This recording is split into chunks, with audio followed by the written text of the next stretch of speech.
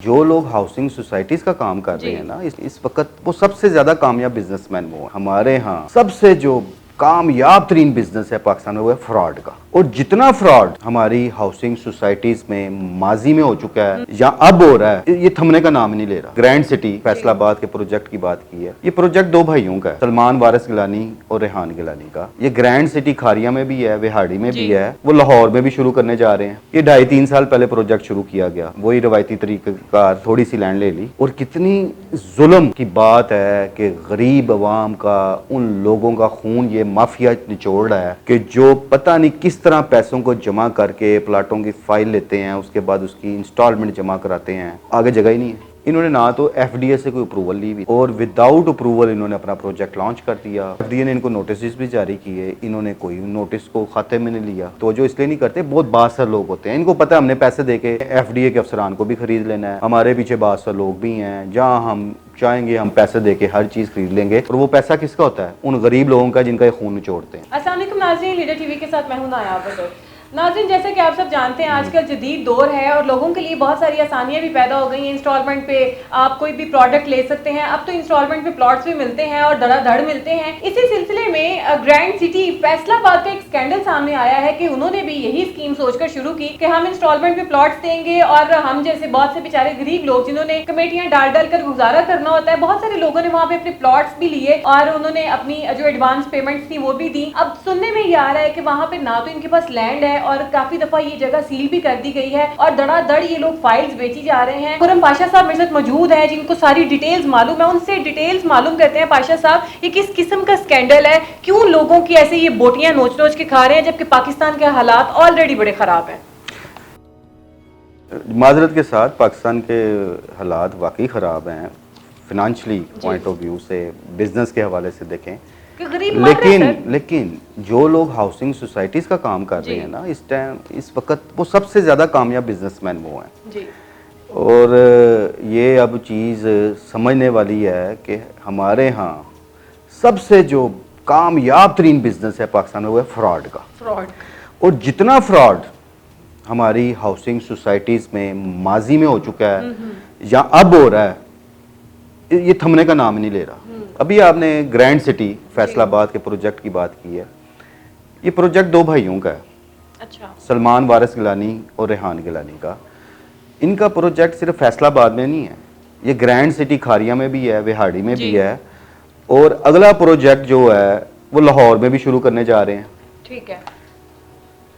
दीगर प्रोजेक्ट्स की तो बाद में करूंगा, उनके भी काफ़ी सारे मामला हैं। फिलहाल आपने चूंकि मेरे से फैसलाबाद की बात की है तो हम फैसलाबाद को देख लेते हैं। ये 2.5-3 साल पहले प्रोजेक्ट शुरू किया गया, वही रवायती तरीकेकार के थोड़ी सी लैंड ले ली, जो मेरे ज़राए बताते हैं तकरीबन 35 एकड़ जगह इनके पास है। अच्छा।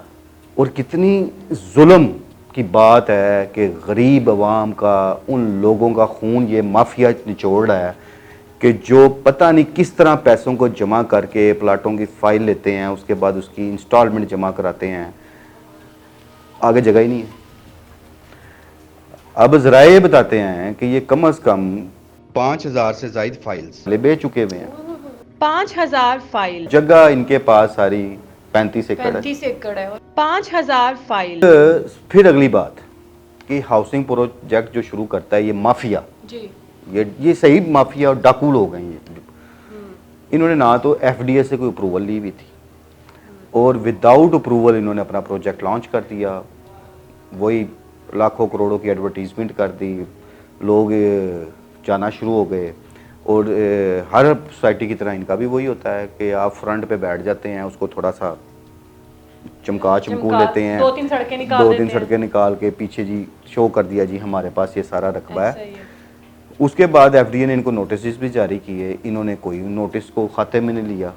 उसकी वजह ये है कि ये खाते किसी मतलब नोटिस की तवज्जो इसलिए नहीं करते, बहुत बासर लोग होते हैं, इनको पता है हमने पैसे देके हमने एफडीए के अफसरान को भी खरीद लेना है।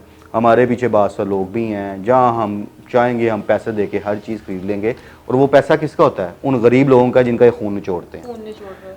वो एफडीए ने जब बार बार नोटिस दिए, इन्होंने कोई अपना जो एक लीगल प्रोसेस होता है एक हाउसिंग सोसाइटी के प्रोजेक्ट की मंजूरी का, वो नहीं हासिल किया। तो एफडीए ने ना सिर्फ इनके दफातर को सील किया और इनके खिलाफ मुकदमा दर्ज कराए अच्छा कि इन्होंने ये सब गैर कानूनी किया हुआ है। ये ऑन रिकॉर्ड चीज़ है, FIRs बकायदा दर्ज हुई हुई हैं। अगली बात आप देखें, उन्हें फिर कोई फ़र्क नहीं पड़ा, उन्होंने उस प्रोजेक्ट को फिर जारी रखा। जिन लोगों को इन्होंने डीलरशिप ली हुई थी उन डीलर्स के ज़रिए धड़ाधड़ आज तक फाइल्स बिक रही हैं और 2.5 से 3 साल में ये किसी को भी वहाँ पे पोजेशन नहीं दे सके। और जो तरक्याती काम हो रहे हैं वो लोगों के सामने हैं कि कितना को डेवलप कर रहे हैं और क्या कर रहे हैं। तो ये लूट मार का सिलसिला ग्रैंड सिटी वालों का गुज़श्ता 2.5-3 बरस से जारी है और अभी तक जारी है, अभी तक चल रहा है।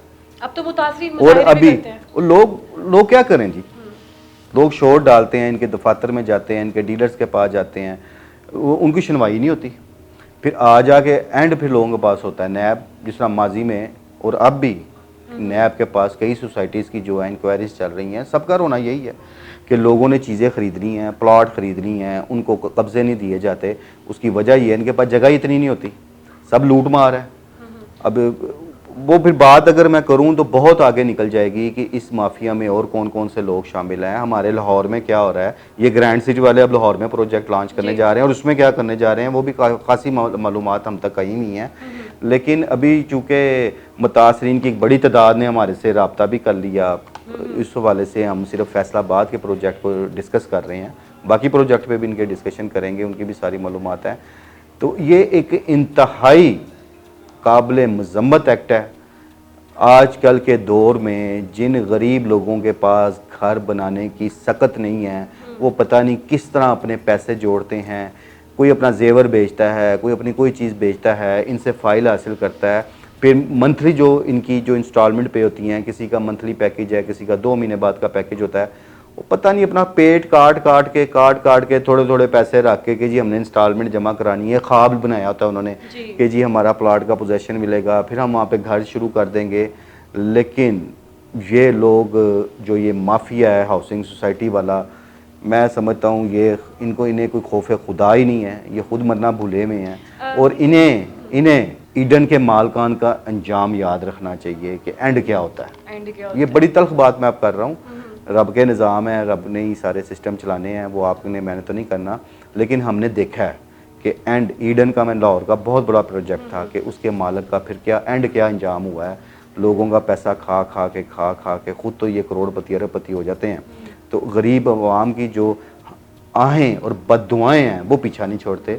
और फिर मैं कहता हूँ सबसे बड़ी बात है कि रब की ज़ात ऊपर बैठे हर चीज़ को देख रही है कि ये माफिया, ये फ्रॉडिया माफिया इस टाइम सबसे ज़्यादा कामयाब लोग हैं। जहाँ हम कह रहे हैं मैं मर गया, वो मर गया, ये मर गया, अखराजात पूरे नहीं हो रही, पाकिस्तान में सबसे ज़्यादा काम इस फ्रॉडिये ग्रुप का चल रहा है, जो लोग हाउसिंग सोसाइटियों के नाम पे लोगों को लूटते हैं, उनका खून निचोड़ते हैं। पाशा साहब, यही एक क्वेश्चन मेरे ज़हन में आ रहा है कि जैसे देखें, आपने बताया कि लोगों का खून निचोड़ा जा रहा है, खून पिया जा रहा है, कि ये जोंकें लगी हुई हैं, ये माफिया जो है जोंक है जो हम गरीबों को लगती है। तो सर अवाम को कैसे एक्नॉलेज किया जाए कि अवाम कैसे इनके शर से बचे, ये इस बारे आप क्या कहना चाहेंगे? देखिए वो धड़ाधड़ 35 एकड़ ज़मीन है, 5,000 एकड़ उन्होंने, आपने जैसे भी बताया कि 5,000 फाइल हैं, ज़मीन पीछे कोई नहीं है। तो लोगों को कैसे समझाया जाए कि अक्ल करें, छानबीन करके फिर चीज़ लें? देखिए सियाने कहते होते हैं कि जब तक लालची जिंदा है फ्रॉडिया नहीं मरता। हम लालच करते हैं ना, अब लालच क्या है, गरीब आदमी क्या लालच है, उसको तो लालच यही है ना कि यार मुझे छत मिल जाए, महीने का जो किराया नहीं भरा जाता, चलो अपना घर होगा, मैं अपने बच्चों को एक छत दे दूं, ये लालच ही है ना हमारा। के वसाइल नहीं है, हम इकट्ठी यकमुश्त अदायगी करके हम एक प्लाट नहीं खरीद सकते, हम घर नहीं खरीद सकते। लाखों लोग हैं, करोड़ों बल्कि मैं कहूँगा लोग हैं जिनके पास अपना घर नहीं है, अपनी छत नहीं है। तो हर बंदा कोशिश करता है कि मैं अपनी बचत करके कोई प्लाट ले लूँ, कोई घर ले लूँ। तो आफरीन इस माफिया पे ये आपने, मैं फिर बात की कि चूँकि ग्रैंड सिटी के मुतासरीन हम तक आ गए तो हम इस बात पे हम डिस्कस कर रहे हैं। यहाँ पे आप जिस हाउसिंग सोसाइटी को खोलोगे, जिस हाउसिंग सोसाइटी को देखोगे, वो सब मालकान खुद तो अरबपति हैं, वो अरबपति इन गरीबों का खून निचोड़ के बने हुए हैं, कब्जा माफिया। और इसमें बदकिस्मती से वो अकेला वो माफिया नहीं है, देखें इसमें बहुत सारे लोग शामिल होते हैं। एक हाउसिंग प्रोजेक्ट को शुरू कर रहा है, उसको आशीर्वाद फिर मुतलका अदारों की भी होती है, मुतलका महकमों की भी होती है, उनको वो पैसे देते हैं, बग़ैर मंजूरी लिए वो प्लाट बेचते हैं, फाइलें बेचते हैं, और ये धंधा आज का थोड़ी चल रहा है, कई बरस से हम लोग देख रहे हैं ये चल रहा है।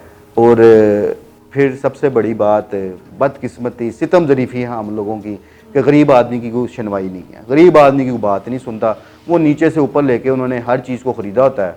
अब एक बंदा जो पहले ही मरा हुआ है, जो अपनी क्या नाम है जमा पूंजी बेच के एक फ़ाइल ख़रीद बैठा हुआ है, उसके पास तो वसाइल ही नहीं है कि वो आला हकाम तक पहुँचे, वो जाके अपना वहाँ पे अपने साथ होने वाली ज़्यादती बयान करे, वो एक रूटीन की एप्लीकेशन ही जमा कराएगा ना, और उस एप्लीकेशन पे भी ये माफिया कार्रवाई नहीं होने देता। बिल्कुल ऐसे ही है, क्योंकि इन्होंने हर जगह तो पैसे देके हर महकमे के कोई ना कोई अफराद को जो है वहाँ के किसी न किसी ऑफिसर को ख़रीदा होता है। यहाँ से गरीब आवाम जाती है, अपनी लुटने का किस्सा बयान करते हैं कि हम लुटे गए, हम मर गए, हमारे साथ ये धोखा हो गया, लेकिन आगे जनाब उनके ही बशिंदे बैठे होते हैं और ये हम बेवकूफ़ आवाम को नहीं पता होता है। तो नाज़रीन, ये था ग्रैंड सिटी फैसलाबाद का वाक़या कि जैसे पाशा साहब ने बताया कि 35 एकड़ इनके पास ज़मीन है, 5000 फाइल ज़मीन खरीद चुके हैं, 5000 फाइल को आ गए हैं। बाहर के ममालिक में ये वेल सेटल्ड होते हैं, यहाँ पे अवाम जो है जो मुतासरीन है, अब वो इनसे मुतालबा कर रहे हैं कि 2.5-3 साल हो चले हैं आपने